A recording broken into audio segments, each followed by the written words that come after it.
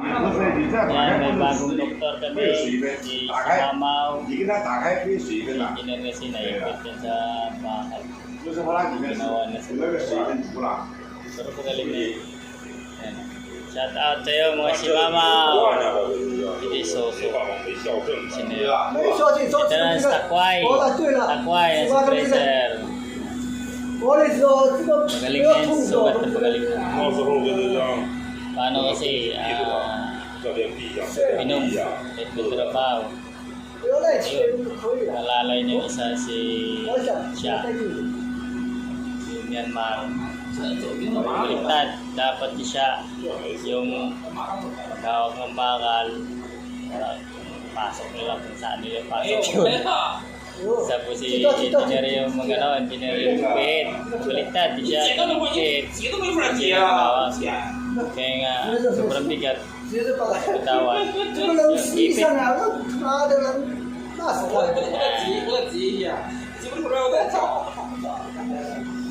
Mamaya-maya magpamaw na naman.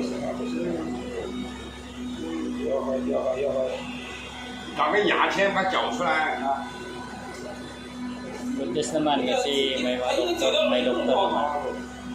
Kahit may sugat pa. Yung kasi yung malaking tiyan yun, nakaboxer. Yan, si Mamaw yan. Si Mamaw, naipit din yan sa lambat. Naipit. Sobrang mamadali nung binagsak kami ng March 28. Kasi pag-tubo-tubo, pinakatagan ni Dati. Yun. Nangyari, naipit. Kasi habang hinahabol yung tali, napansin na nag-bounce yung lambat na marami. Kasi nag-bounce yung naman. Yan. 2 linggo ko yung trabaho. Malaki yun. Malaki yung nakaboxer. Shout out si Mamaw! Okay! Hi, Tobe! Ito yung mga sugarol lang singbang. Yan, yan. Ito yata ito sila. Okay!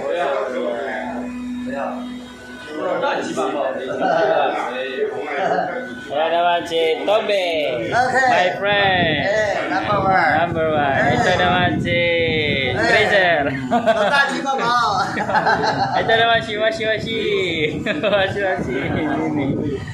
Sige, good luck sa paglalaro niyo dyan. Sinong mga ano. Yan, naglalaro din sila. Tapos ang ginagawa nila, lista. Nililista nila yan. Siguro pag daong bayad. Bayad daong. Ilista. Tapos magkano. Pabayad na lang. Pag daong. Wala ko ng video ngayon kasi nilinisan yung sugat ni ano engineer eh. Yo. Oh! Si Mamaw, ano yun, pala dukot ng titi ito. Baka yata ito si Mamaw. Oh, si Mamaw. Bye-bye si Mamaw. Bye-bye. Washi-washi na ako. Bye-bye guys. Bye-bye. Laban lang, bye-bye. Mag-washi-washi na ako. Ayun si Mamaw. Biroy mo, naipit yan, 2 linggo, hindi nagtatrabaho. Ito yan, naipit to. Naipit. Pero buhay pa rin kasi masamang damo yan eh. Pag masamang damo, matagal mamatay. Ginawa na lalaki yung short ko kasi baliktad eh. Wala, trip ko lang. Subang lah. Kailan. Pero mabait yan si Mama, mabait. Mabait yan. Concern yan siya. Ito naman siya. Achi. Aray si Soso. Yan. Yan diyan siya, mag-best friend ng dalawa eh. Best friend ng dalawa, lagi nag-inuman. Nag-inuman din sila, parang magkasawa. Shot doon, shot dito. Shot puyo. Subyo yan sila lagi.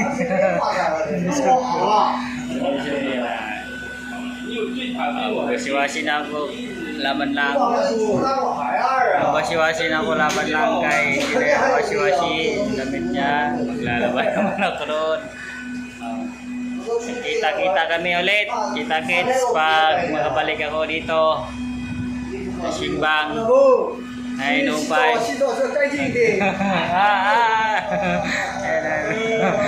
Sabi daw niya, wag sa di lang mas pag naligo, wasi-wasi. Kasi pag naligo, naglaba, wasi-wasi tawag nilito para mabilis maintindihan. Wag daw tagalan, kaya mabilis lang. Kasi wala namang asawa katabi.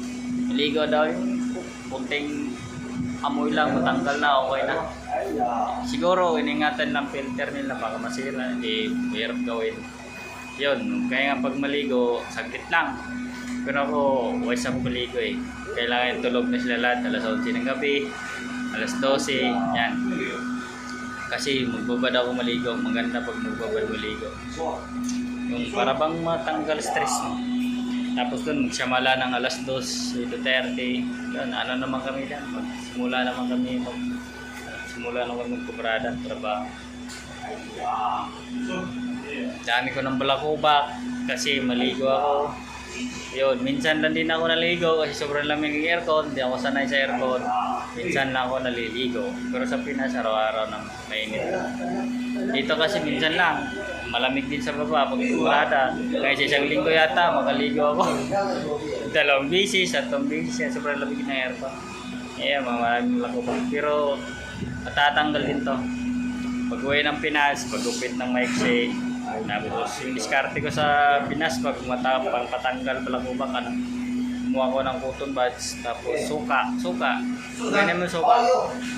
Yun, didikit yung suka yung dumi, tanggal ang balakubak nun. Mababa na. 1 month na lang kami, naglambingan na, palalambing to si mama ko, parang bakla. Oy, babay kalaban, magwasi-wasi na ako si mama. Okay, bye-bye, wasi-wasi.